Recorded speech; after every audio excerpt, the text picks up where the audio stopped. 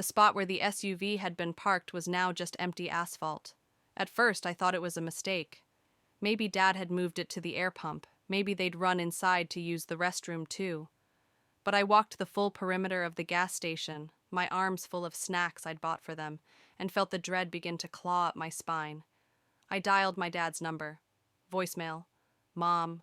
Voicemail. Blake. Voicemail. Chase answered. "Where are you?" I asked, struggling to keep my voice even. "About 20 miles out," he said, barely hiding a smirk. "You're kidding. Turn around."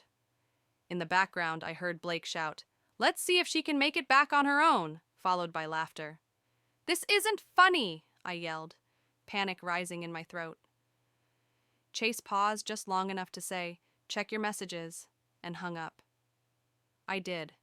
A photo waited for me, the whole family inside the car, grinning, with the caption, "Survival of the fittest, sis. Find your way home." They had blocked me. All of them. I was 28.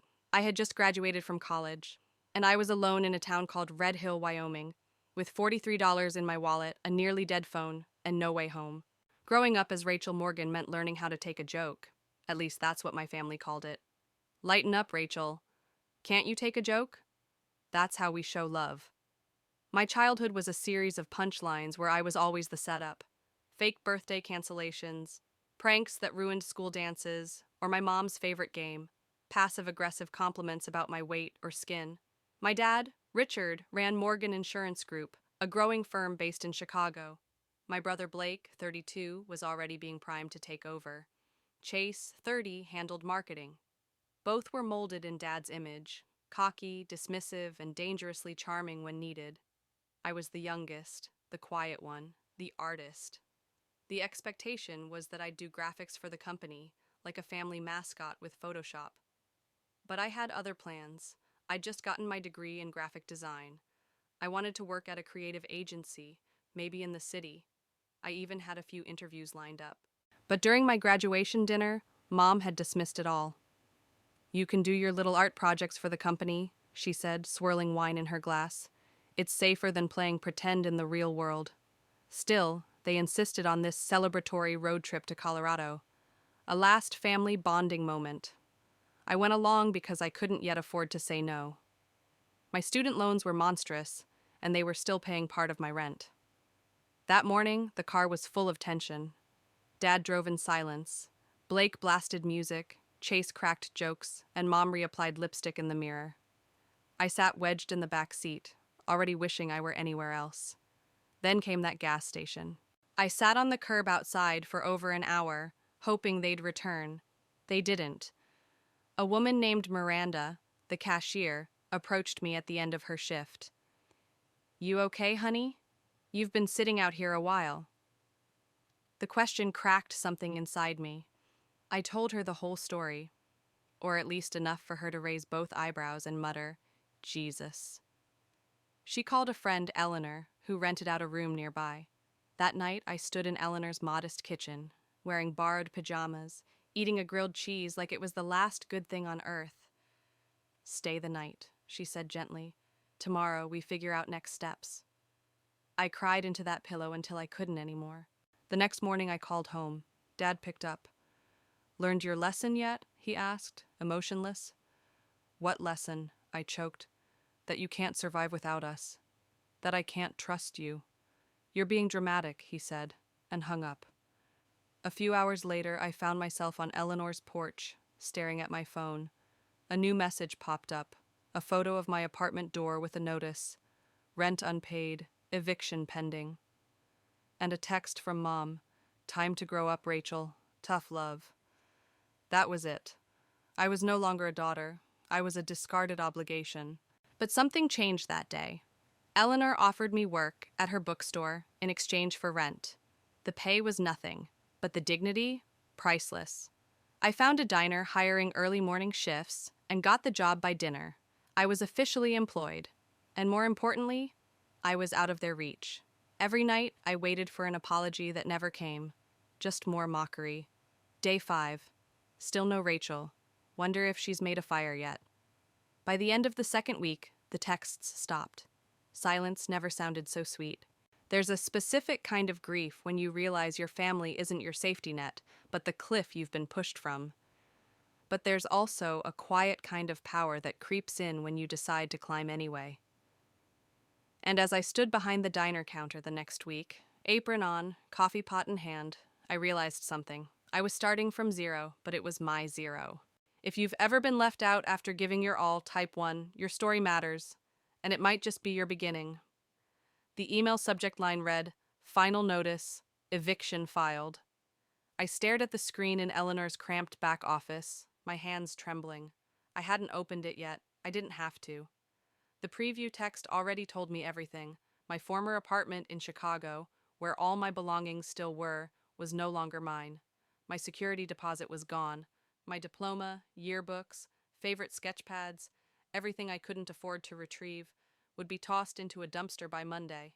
I clicked the link to the document. Formal, cold legal language. A final slap from the life I used to have. Eleanor walked in with 2 mugs of coffee. "Bad news?" she asked softly. I didn't need to answer. My face said it all. "They're still pulling strings," I muttered, "even from 1,000 miles away." She set the mug beside me. "Then maybe it's time to start cutting those strings." I worked 16-hour days for the next 3 weeks. Mornings at the Pinewood Diner serving pancakes and burnt coffee to chatty ranchers and sleepy tourists. Afternoons and evenings at Pages and Poems, restocking books and learning how to run a cash register that predated YouTube. I barely had time to cry anymore. Exhaustion was numbing. Then Eleanor changed everything. "You mentioned you studied design," she said one night while we were rearranging the mystery section. "You any good?" I was top of my class, I said without thinking. I hadn't said those words out loud since before Wyoming. "Well, I need a flyer made. Author event next month. My nephew made the last one, and it looked like something a raccoon chewed up." I smiled for the first time in days. I can do better. I poured everything I had into that flyer. Clean layout, sharp typography, a warm, modern feel that matched the bookstore's charm. Eleanor's jaw dropped when she saw the proof. "This looks like something out of a real agency," she said. "It is," I said, swallowing the lump in my throat. "Or it was. My dream." She placed a hand on my shoulder. "Then let's start dreaming again." A week later, I met Mason Lee. He walked into the store one rainy afternoon, flannel shirt, laptop under one arm, the other holding a soggy umbrella. Eleanor introduced us. "He's the tech guy for half the businesses in this town," she explained. "Websites, analytics, scary things with code." "I do front end mostly," he said, shaking my hand.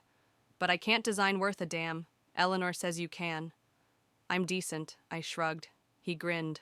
"Show me."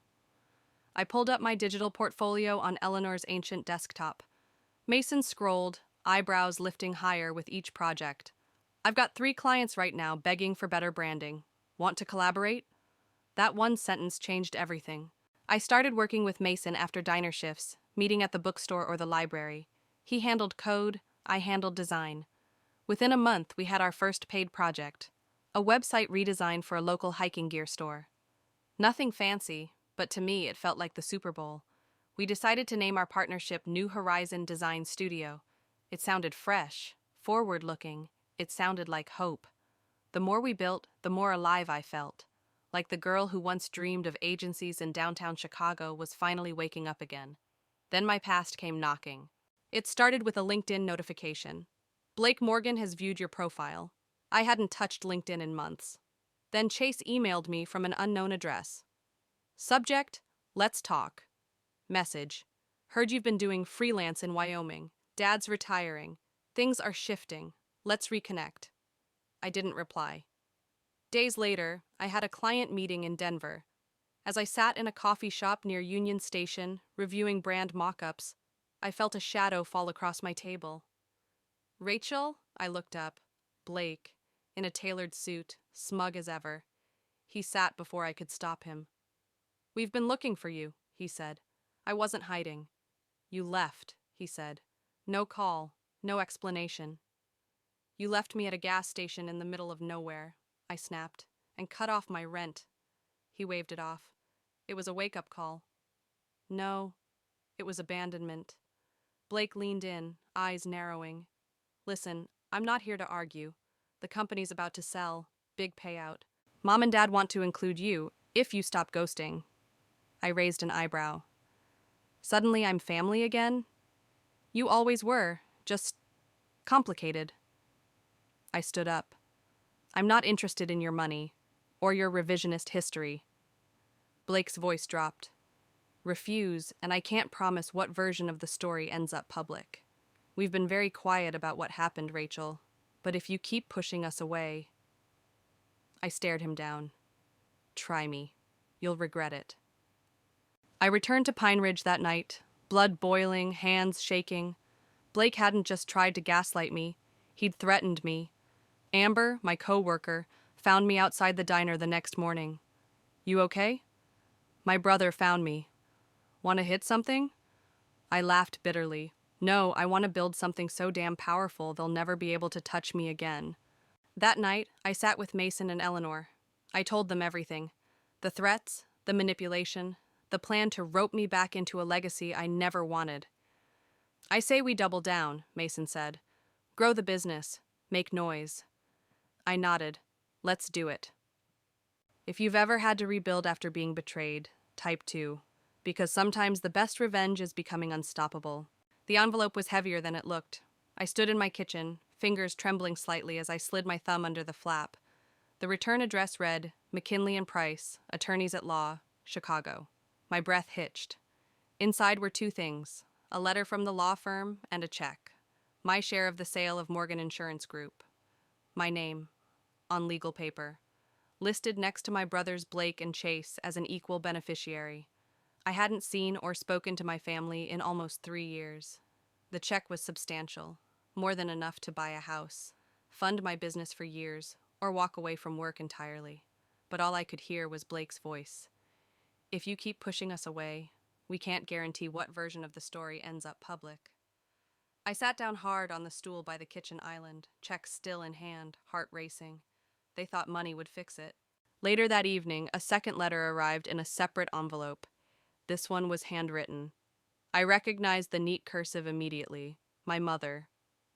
Rachel, your father is retiring. We're selling the company and relocating to Arizona. Before we go, we're having one last gathering at the house. Blake and Chase will be there. You are invited. No pressure, no expectations. Just a chance to close the door properly. With love, Mom. The irony made me laugh out loud. Close the door? They had slammed it in my face years ago, locked it, bolted it, and thrown the key into the fire. Still, something inside me was curious. Closure had never seemed necessary, until it was offered. I arrived at the house in Glenview 2 weeks later, dressed in the calmest version of power I could find. Navy blazer, silk blouse, zero makeup, and eyes sharp enough to cut glass. The house was unchanged. Colonial, grand, immaculate, cold. Mom opened the door and faltered for a split second before smiling. You came. I said I would. We didn't hug. The gathering was small. Blake was in the backyard, laughing loudly at something his wife said. Chase hovered near the buffet, quiet but watchful. My father sat in his leather armchair in the study, visibly thinner, slower. Age had softened his posture, not his gaze. After dinner, he asked if I would speak with him privately. I followed him into the study, the same room where, years ago, he'd told me I was too soft for business, that I was lucky to have any role at all. Now he cleared his throat and stared at the fireplace. I owe you an apology, he began. What happened in Wyoming, that was cruel. I said nothing. Let the silence make him earn it. I thought I was teaching you strength, he continued. But I was repeating what was done to me. Finally, I spoke. You thought abandoning your daughter in another state was character building? He winced. I didn't expect it to go that far, and once it did, we didn't know how to fix it. You never tried to fix it, I said. You mocked me, threatened me, then sent a check. He looked old in that moment, and for the first time, small. You've done well, he said. Better than any of us imagined. That's because you stopped imagining me at all, I replied. You only called when there was a payout. I wish I'd known you better. It's too late. I stood. He didn't stop me.